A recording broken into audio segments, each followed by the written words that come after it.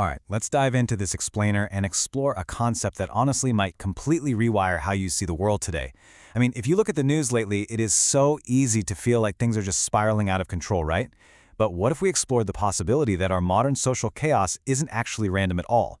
What if instead, it's just part of a really predictable, repeating historical rhythm? Today we are unpacking the fourth turning theory. So this whole idea comes from historians William Strauss and Neil Howe. And they theorize that history doesn't just move forward through random isolated events or because of a few powerful leaders. Instead, it actually moves through collective memory. Basically, they argued that we are all deeply shaped by the era we grow up in, and in turn, when we become adults, we shape the era that our kids inherit. It's a fascinating lens to look through, because it suggests we aren't just drifting aimlessly. Human generations are naturally creating this predictable, repeating cycle, essentially reacting to the successes and the failures of their parents. To make sense of this massive theory, here is our roadmap for today. 1. The four turnings of history. 2. America's current crisis era. 3. Generational archetypes. 4. Institutional breakdown. And finally, 5. Rebuilding a new high. Let's get right into it. Section 1. The four turnings of history. The rhythm of time. I want you to think of history as moving through seasons. Rather than just a straight line of endless upward progress, it's a natural cycle. You have this spring-like period of stability and growth, and that moves inevitably toward a harsh winter of crisis. Notice how beautifully these four phases map out. First, you have a high. This is basically our societal spring. Institutions are really strong and society is unified and confident. Think post-World War II America, for example. But, all that strict conformity leads to the second phase, an awakening. This is the summer, where people rebel against that strict order because they're searching for individuality and soul. Eventually, though, that intense individualism pushes us into autumn, the unraveling, where shared discipline and trust in our institutions start to weaken. And finally, we hit winter, the crisis. This is the fourth turning. It's an emergency where problems converge, kicking the can down the road ends, and society is forced into a massive, decisive restructuring. And this brilliantly illustrates that this is definitely not just some flashy modern theory. Early social theorists like Ibn Khaldun observed this exact same thing centuries ago. Human nature drives this cycle. He noted that shared hardship builds incredible strength. But what does strength do? Well, it creates comfort. And comfort breeds a kind of historical forgetfulness, which inevitably invites the very next crisis. Why? Because the grandchildren essentially forget the intense sacrifices that built the comfortable house they're currently living in.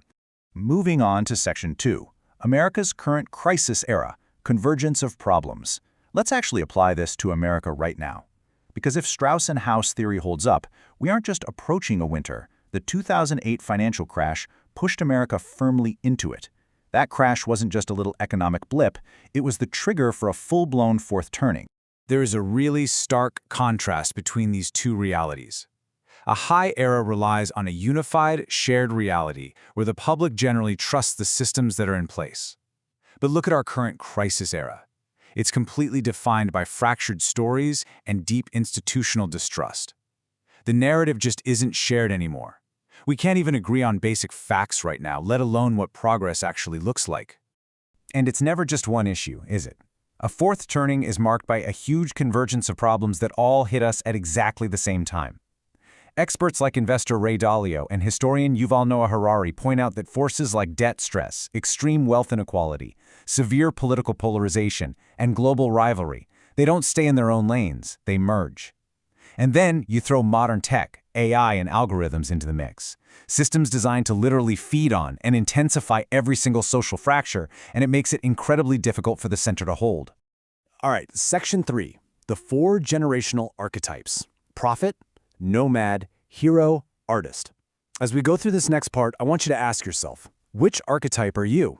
And how does your generation's collective memory dictate exactly how you respond to all this unfolding chaos?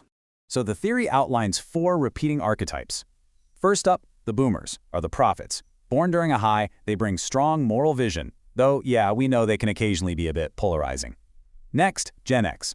They are the nomads, bringing that classic middle child skepticism and hardcore survival realism. Then we have millennials as the heroes. Raised during an unraveling, history is basically calling on them to be the team-oriented rebuilders. And finally, Gen Z are the artists. Since they were born directly into the crisis, they navigate this early instability with deep caution, sensitivity, and a real focus on healing. This brings us to an absolutely crucial point revolving around millennials. Will they step up as the rebuilding hero generation? History actually shows that hero generations, kind of like the GI generation that fought World War II, they aren't born as these naturally confident superleaders. Actually, scratch that, they are forged by severe economic pressure and literally forced to step into massive collective responsibility during their midlife. The challenge is sitting right in front of them right now. Section 4. When institutions break down, why crisis forces conflict. Let's look at what happens when the pressure hits its absolute peak.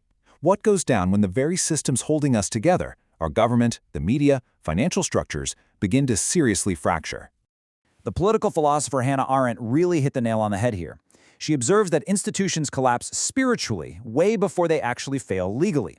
When we lose our common meaning, when truth itself becomes purely factional depending on which side of the political aisle you sit on, institutions lose their legitimacy. And when politics loses the ability to persuade people, using force starts to look incredibly tempting to a lot of folks.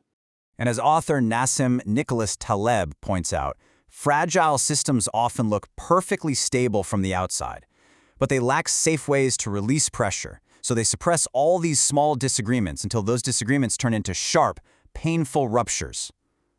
In a fourth turning, this systemic fragility literally forces the nation into a corner where it must decisively choose its future. Delaying the choice? Yeah, that's no longer an option. Finally, Section 5, Rebuilding a New High. What comes after the reset? Look, winters don't last forever. A crisis must end. The real question isn't if it will end, but what we are going to choose to build in its ashes when the reset actually happens. The ultimate goal here is a new high. That's a post-crisis phase where institutions actually regain public confidence and citizens willingly embrace shared rules again. But while we naturally crave stability and order after living through chaos, the urbanist Jane Jacobs warns us about something important. Top-down, centralized control might look clean, but it actually drains a society of its intelligence and adaptability. A true new high needs a society built on justice, accountability, and messy, active local participation. So, practically speaking, what does that actually look like? Well, we have to build real competence, like actually learn how to do useful things. We need moral courage, just like Martin Luther King Jr. advocated, choosing truth even when you're terrified. We have to build civic habits and demand accountable institutions. The huge takeaway from this explainer is that renewal is absolutely not automatic. It requires ordinary people stepping away from their digital screens and taking real responsibility for their neighbors in the messy, physical world. Trust grows through repeated, face-to-face daily contact, not through an algorithm.